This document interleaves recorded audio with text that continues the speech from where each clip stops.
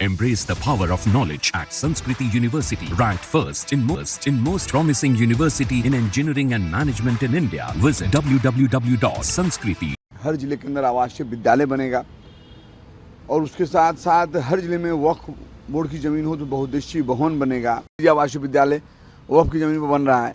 अल्पसंख्यक समाज के लिए विकास की ओर हमारे नेता नीतीश कुमार ने ध्यान रखे हैं और काम करते रहे हैं। नीतीश कुमार जी ऐसे नेता हैं, हमें लगता है हिंदुस्तान में सेकुलर नाम पे सिंगल नेता हैं जब सबकी बात करते हैं। सबसे पहले मैं अपने लोकप्रिय नेता जनाब नीतीश कुमार जी का शुक्रिया अदा करना चाहता हूं, जिन्होंने 2005 के आने के बाद माइनॉरिटी के लिए, अक़लियत के लिए, इस समाज के बराबर ध्यान रखा, ख्याल रखा और विकास भी उन्होंने किया।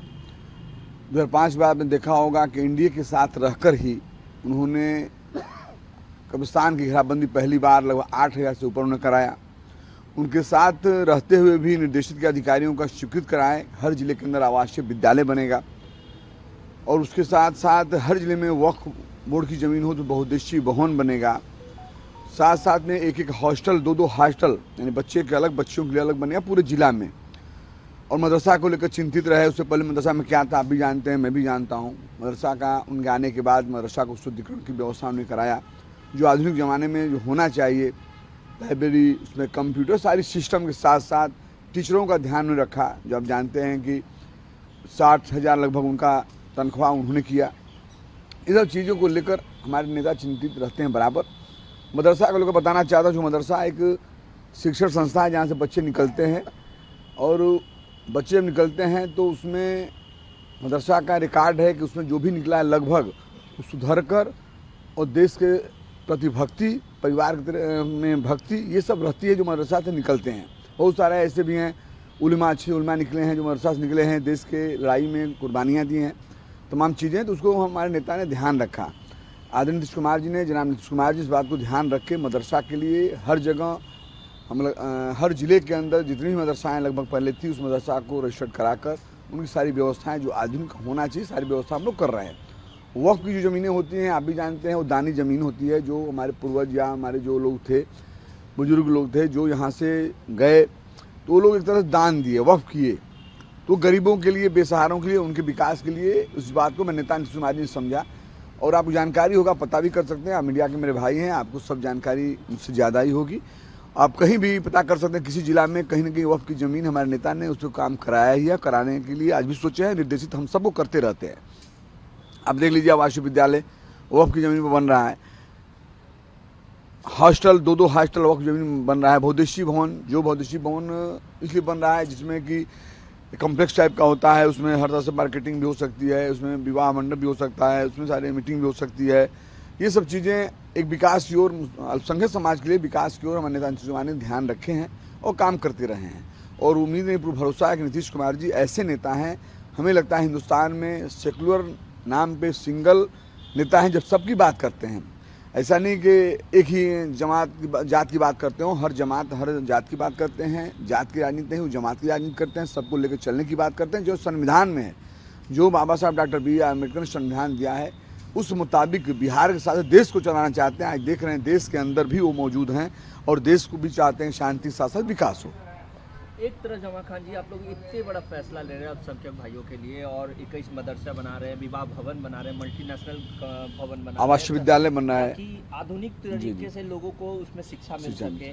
लेकिन आपके जो विरोधी है राष्ट्रीय जनता दल, वो तो आप पे ही आरोप लगा रहे हैं कि नीतीश कुमार खुद को सेकुलर पार्टी बताते हैं, उनकी पार्टी सेकुलर है, लेकिन जब वक्त में बिल में संशोधन हुआ उस समय तो वो चुप्पी साध गए। मैं तो यही कहूँगा, बहुत ज़्यादा उनकी आलोचना नहीं करना चाहता, चूँकि इस बिहार कि जनता ने उनको भी, उनके परिवार को भी मौका दिया था। मैं इतना कहना चाहूँगा उनसे, जो लोग बात बोल रहे हैं, आलोचना नहीं करना चाहता। आलोचना करना भी अपने बेइज्जती समझता हूँ, क्योंकि मैं जानता हूँ नीतीश कुमार जी के विकास के नाम पर, सौहार्द भाईचारा के नाम पर कोई भी नहीं है बिहार के अंदर जो कि हम उनकी आलोचना करें। कहीं लड़ाई में होता, कहीं आगे पीछे होता, यहाँ कोई मतलब ही इनका नहीं है। लेकिन जो आपने कहा है, बताना चाहता हूँ, उनको भी याद आना चाहिए। युवा रहे होंगे और बच्चे रहे होंगे जो माता पिता इस बिहार को संभाल रहे थे, ठग रहे थे, इस बिहार को बर्बाद कर रहे थे, बिहार के सौहार्द को बिगाड़ रहे थे, बिहार का विकास का कोई ध्यान नहीं था उनका। उनसे भी सवाल करना चाहिए। मेरे नेता पर क्या सवाल करेंगे? जो मेरा नेता कोरा कागज है, कहीं दाग अगर बता देगा, मैं बराबर कहता हूँ, मैं छात्र राजनीति का सफर तय किया हूँ, मैं कहता हूँ कि राजनीति छोड़ दूंगा। एक आदमी हम पार्टी के हैं वो बात नहीं मैं करता। आम जनमानस में आप जाइए, कोई एक शब्द कह देगा मैं राजनीति छोड़ दूंगा कि आज नीतीश कुमार जी कहीं कोई दाग हो। नीतीश कुमार जी का सोच बिहार का विकास, बिहार के अंदर सौहार्द बना रहे, भाईचारा बना रहे, हर समाज का विकास हो और सौहार्द के साथ साथ विकास हो, इस पर नीतीश कुमार जी ने ध्यान दिया है। आदरणीय नीतीश कुमार जी इतने बड़े लोकप्रिय नेता हैं, जिसको चाहते हाथ रखते कहाँ से कहाँ चला जाता, लेकिन ऐसे सेकुलर हमारा नेता, ईमानदार नेता, जिस नेता ने पूरे बिहार को अपना भाई, अपना समाज, अपना परिवार, अपना धर्म ये मानकर पूरे बिहार के आवाम को, हर जाति को लेकर चले और पूरे बिहार के परिवार, पूरे बिहार के समाज को अपना परिवार समझकर उसको आगे बढ़ाए। मैं ये कहना चाहता हूँ, जो ये लोग बोल रहा है उनके अंदर कितने छेद हैं मैं बताना नहीं चाहता, तो सब जानता है, बार बार बताना कोई अच्छी बात नहीं है। हम लोग आलोचना नहीं करना चाहते। और दाग अगर लगाना चाहेंगे आप अपने सगे भाई पर लगा सकते हैं, अगर दाग लगाना चाहेंगे तो अपने पिताजी पर लगा सकते हैं, कोई ना कोई कमी निकाल सकते हैं, मगर अगर अच्छे निगाह से देखेंगे, अच्छे चश्मे से देखेंगे। मैं उनसे कहना चाहता हूँ कि बैक होकर 2005 के पहले इतिहास जाने, उस समय याद उनको नहीं होगा हो सकता है, लेकिन 2005 के पहले उठाइएगा इतिहास। बिहार एक बीमार बिहार था, बिहार अस्वस्थ था, बिहार परेशान था, बिहार में भयावह स्थिति थी, बिहार के लोग परेशान थे, हर समाज परेशान था। वो क्या बात करेंगे? नीतीश कुमार जी से वो सीखें।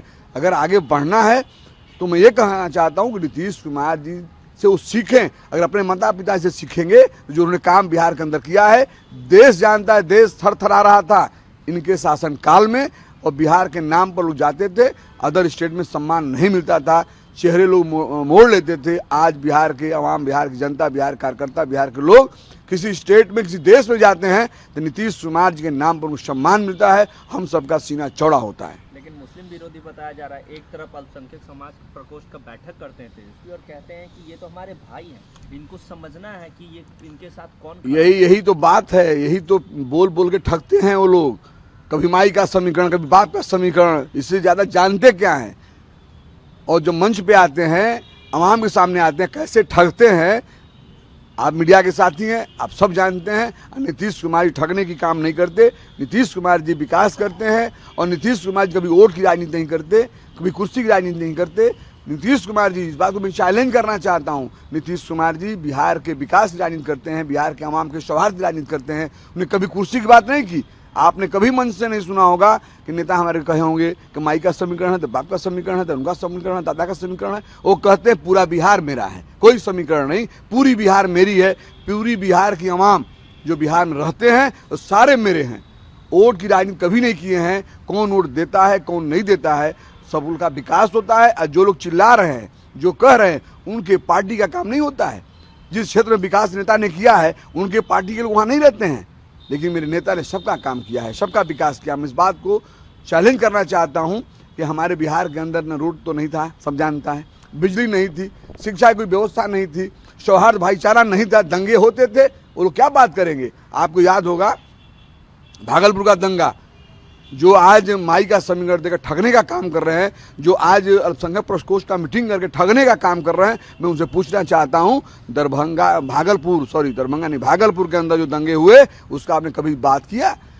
उसका मुआवजा कौन दिया? जो मरे थे, जो नुकसान हुआ था, जो गड़बड़ किया था, उसका सजा कौन दिया? आप ठगने का काम करते हो, आप लुभावना बातें करते हो और उसमें कहीं भावना में लोग बह जाते हैं।